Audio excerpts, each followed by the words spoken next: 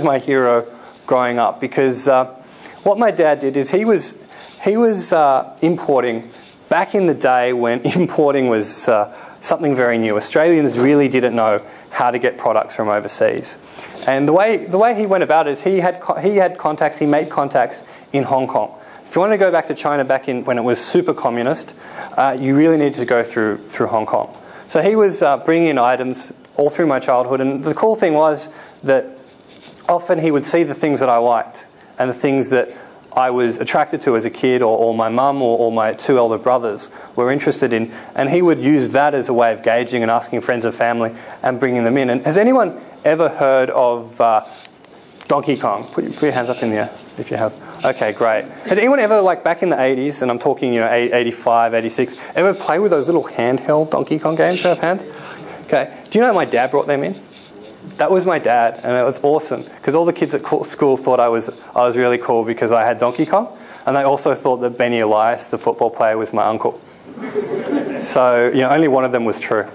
So that's Donkey Kong, and my dad brought them in. He just brought in absolutely everything. We had remote control cars. It was every day was Christmas. When you grow up with a dad who's an importer. So I grew up with the eye for products. I knew what people liked and didn't like, and it's basically.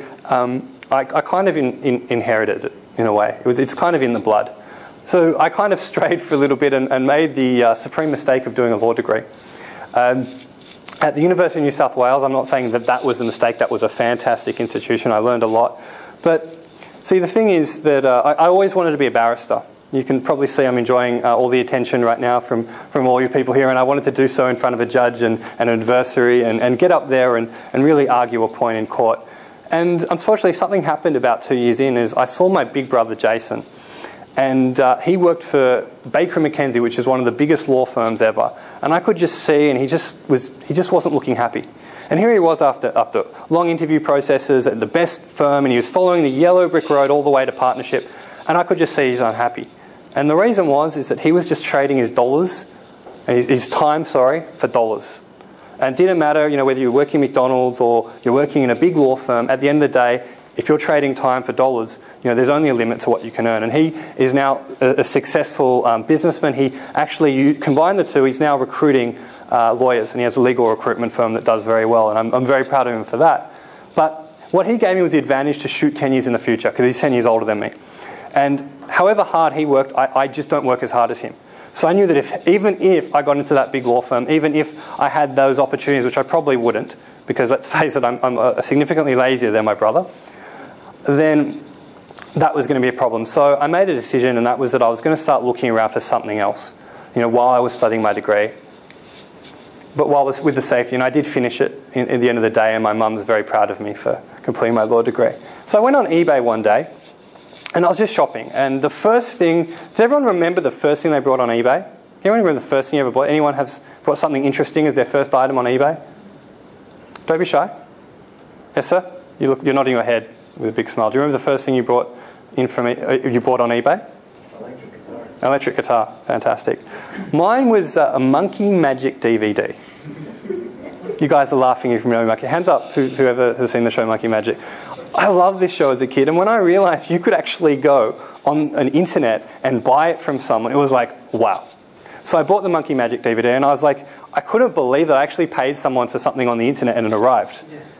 I was like, it actually came. I forgot about it after order, and then I opened the door, there's a parcel for me, and what's this? And I was like, Monkey Magic, this is amazing.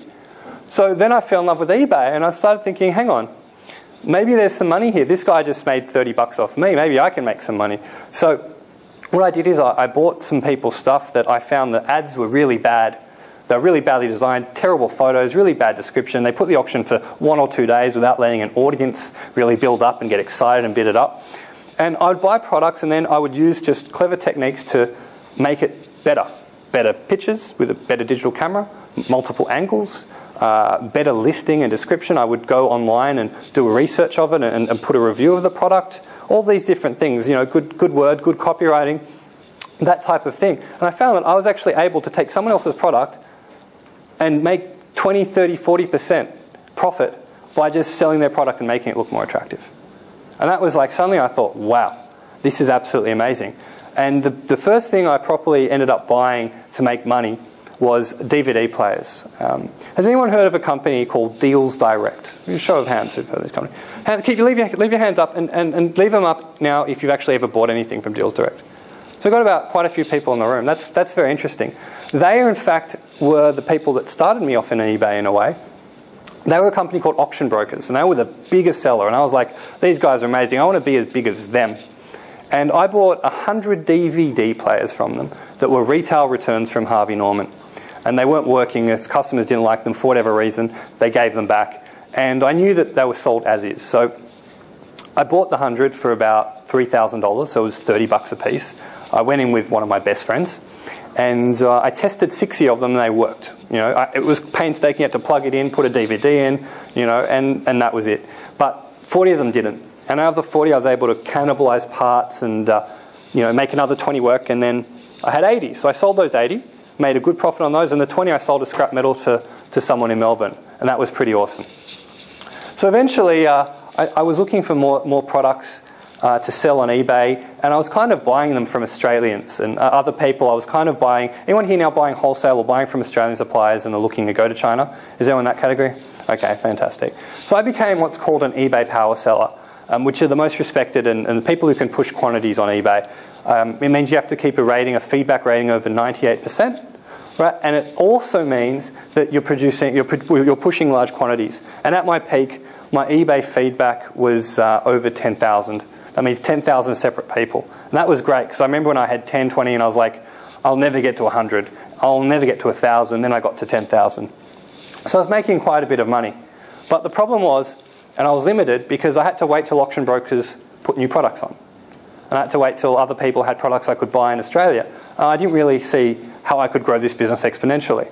So I was talking about the problem with my dad. And he said to me, son, you're being stupid. Go to China. Just like that, go to China. So what did I do?